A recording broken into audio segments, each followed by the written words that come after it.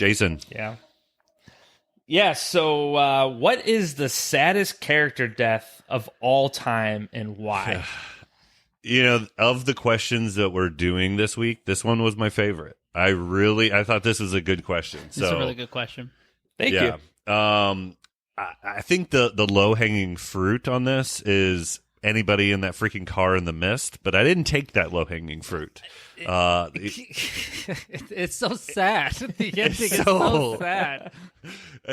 So I went outside that box, but I had to pay homage, and hopefully Colonel Kane there, you got a timer going so we know what's going on.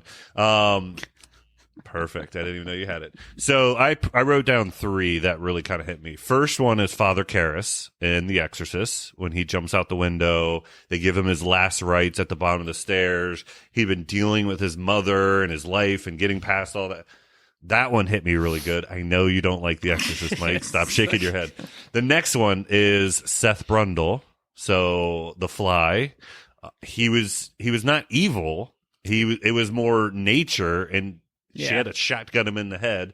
And the third one, which is absolutely, I think, the one that tears my heart out the most, is Lee Abbott in A Quiet Place. So that's John Krasinski sacrificing himself for his children at the end, and that's even giving me goosebumps right now. That is my number one. Is John Krasinski? I didn't know his name, but in the movie, but that is such and it's not even First off, John Krasinski, the person, is one of the most lovable people. Then they make him one of the most lovable dad characters in the movie. And even how he dies and goes out is saving his kids. And I mean, it is just you're going, no, please. That one was so good. I haven't watched the second movie.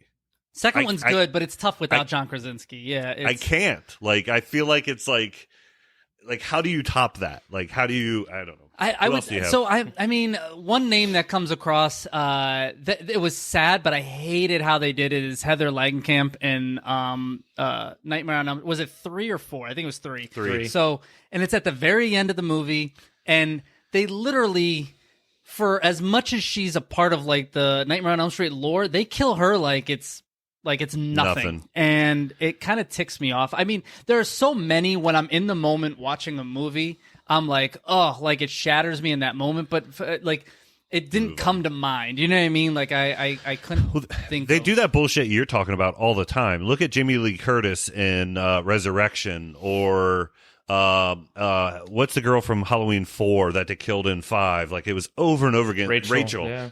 There's just such good characters. It's fuck, man. Why? It pisses you off more than it makes you cry. For Heather Langenkamp, I just thought she deserved a better death, but it still hits you because you're I really wish she would have made it or whatever. Jay, what do you got?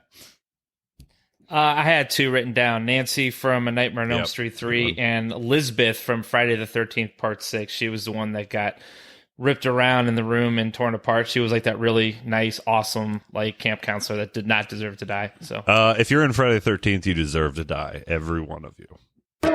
They're having sex right now.